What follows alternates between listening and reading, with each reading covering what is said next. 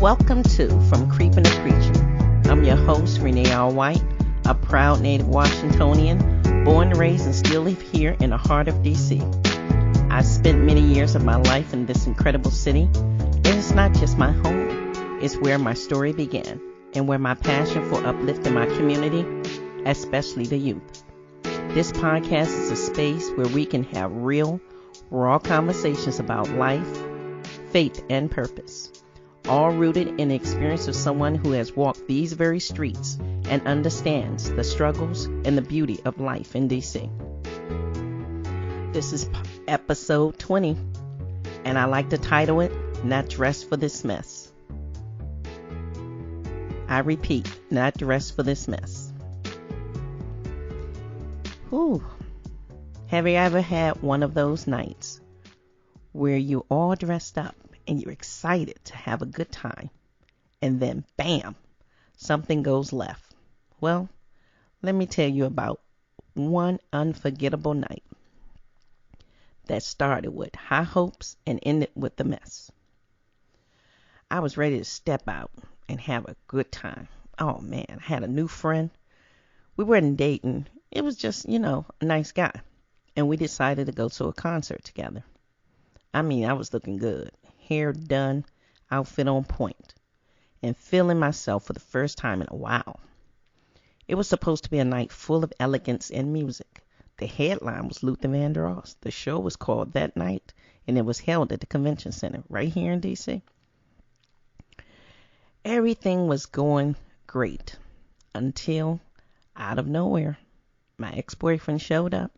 And now, mind you, I hadn't seen this man in a while, and there was no reason for him to be at that concert. But it was the show to be. And if you're looking for anyone, that show, you could find everybody. And so that somebody was me. He wasn't just there to enjoy the music. He had an agenda, and the agenda was me.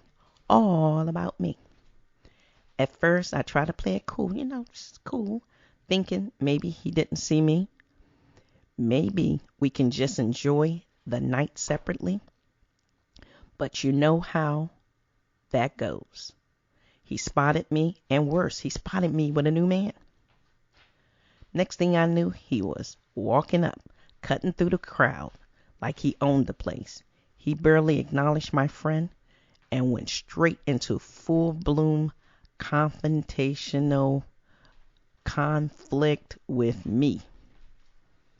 The look on my friend's face, pure confusion. He had no clue what was going on or why this man was acting like we were still together, and we wasn't. My ex starts raising his voice, questioning me, making a scene, and before I could say a word, my friend mumbled something like, "I think I'll let you handle this," and disappeared into the crowd. Just like that, he was gone. My poor new friend didn't sign up for this drama. And honestly, I didn't blame him for making an exit. But that night, it didn't stop there. Oh no. My ex and I had what you could call a heated discussion in the middle of the concert with music blasting in the background. We were arguing like we were our own little teeny bubble. We had this own teeny little bubble of chaos, and I couldn't believe it. Whew. How did it end up here, and how did we end up here? Eventually, security started looking our way, and I had to shut it down. I told him flat out, look, this isn't the time or the place. Whatever you need to say to me, you can say it another day. And just like that, I turned and walked away, not caring whether he followed me or not. But at the end of the night, I wasn't sure if I was more embarrassed, confused, or just plain over it. But you know what? That night taught me a lot about boundaries and about letting go of things and people that don't deserve you and don't serve you. Sometimes we hold on to people for far too long, even when they've clearly they've shown you that they don't respect your peace. That night wasn't just about the drama. It was about me realizing it was time to fully close the door and that chapter and move on for good.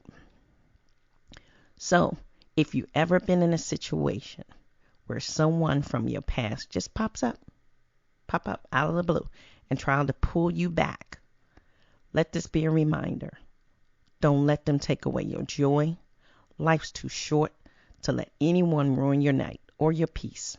Remember, you wasn't dressed for that mess. Whew. I just want to take a moment because I noticed something.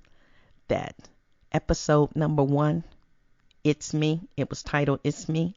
That episode was hands down my best episode ever. It was raw. It was real.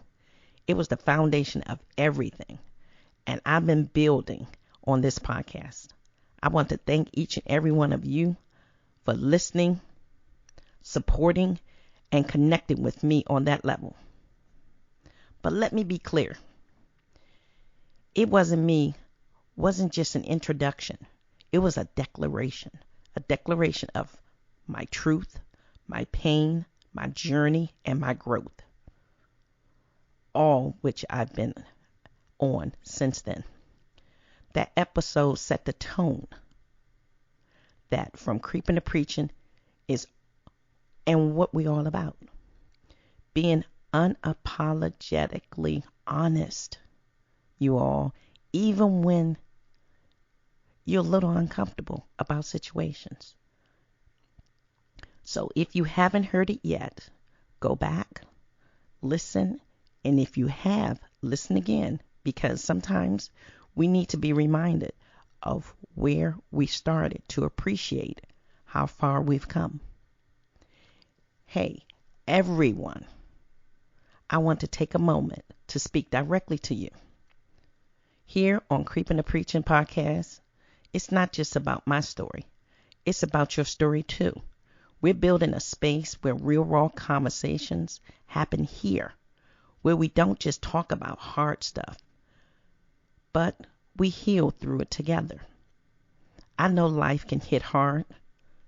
Maybe you've been through something that felt impossible to overcome, but you made it through. I want to hear from you.